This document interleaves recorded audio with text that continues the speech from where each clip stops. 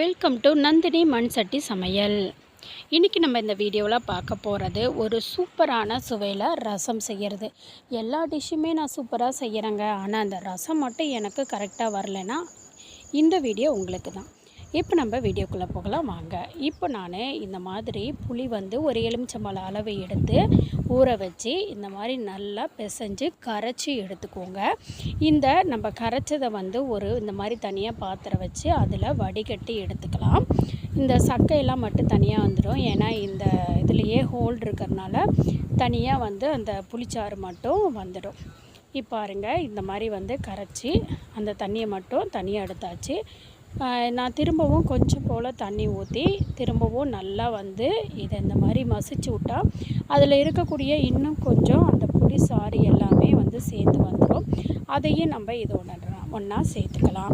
நீங்கள் இதுக்கு புளி அதிகமாக சேர்த்தணும் அப்படின்னு அவசியம் கிடையாது. புளி இங்கே பாருங்கள், இந்த அளவுக்கு சேர்த்தனாலே போதும். இதையும் நம்ம இதோட ஒன்றா நம்ம ஊற்றிக்கலாம். இந்த மாதிரி நல்லா வடிச்சிடுங்க. சக்கையை மட்டும் இது தனியாக பிரித்து எடுத்துடும். இப்போ நம்ம இதோட ஒன்றா இந்த புளிச்சாறு இருக்கு இல்லைங்களா, இந்த புளி சாரோட நான் ஒரு 3 தக்காளி எடுத்திருக்கேன். இது நல்லா பெரும்பழமாக தான் எடுத்திருக்கேன், அது மாதிரி நல்ல பழமாக எடுத்திருக்கிறேன், நல்லா பழுத்திருக்கு. இப்போது இது சேர்த்துனதுக்கப்புறமா நம்ம இதோட ஒன்றா இந்த மாதிரி பொடியாக கட் பண்ண கொத்தமல்லி ஒரு கை சேர்த்துக்கிறேன். அடுத்ததாக பார்த்திங்க அப்படின்னா இதில் பொடியாக கட் பண்ண கருவேப்பிலை ஒரு கை சேர்த்துக்கிறேன். இந்த மாதிரி கட் பண்ணி போடுங்க, வாசம் நல்லா இருக்கும். அதுக்கப்புறம் ஒரு 10லேருந்து 15 பூண்டு பல்லை நல்லா இடித்து நான் சேர்த்துருக்கேன். நான் நைஸாக அரைக்கல, 1-2 இடித்து சேர்த்துருக்கேன், அப்போ தான் வாசம் நல்லாயிருக்கும்.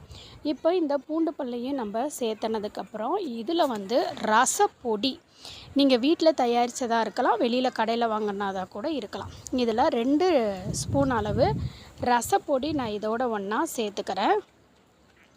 இப்போது இது சேர்த்துனதுக்கப்புறம் பார்த்திங்க அப்படின்னா இந்த ரசத்துக்கு தேவையான அளவு உப்பும் சேர்த்துக்கிறேன். நான் கல்லுப்பு தான் சேர்த்துருக்கிறேன்.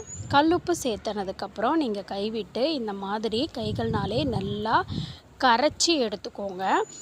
இந்த ரசத்துடைய டேஸ்ட்டு ஸ்பெஷல் அப்படின்னா இந்த மாதிரி எல்லாத்தையுமே ஒன்றா போட்டு கைகள்னாலேயே நம்ம நல்லா மசிச்சு எடுத்துக்கிறது தான். நம்ம இந்த மாதிரி இங்கே பாருங்கள், நான் நல்லா மசிச்சு எடுத்துக்கிட்டேன் கைகள்னாலேயே. இப்போ இந்த மாதிரி நல்லா நீங்கள் மசிச்சு எடுத்ததுக்கப்புறம் நம்ம தாளிப்பு கொடுத்துடலாம் இதுக்கு. இப்போ இதில் நான் ஒரு மண் சட்டி அடுப்பில் வச்சுருக்கேன், அது ஹீட் ஆகுது. மண் சட்டி நல்லா ஹீட் ஆகிடுச்சு. ஹீட் ஆனதுக்கப்புறம் இதில் நம்ம 1 டேபிள் ஸ்பூன் அளவு எண்ணெய் சேர்த்துக்கலாம். எண்ணெய் நல்லா சூடாகட்டும். நல்லா சூடானதுக்கப்புறம் இதில் நம்ம எண்ணெய் பாருங்கள் நல்லா சூடானதுக்கப்புறம் 1 ஸ்பூன் கடுகு சேர்த்துக்கலாம். கடுகு நல்லா வெடிக்கட்டும். கடுகு இந்த மாதிரி நல்லா வெடிக்கும் போது இந்த காஞ்ச மிளகாய் ஒரு 4-5 நான் சேர்த்துக்கிறேன்.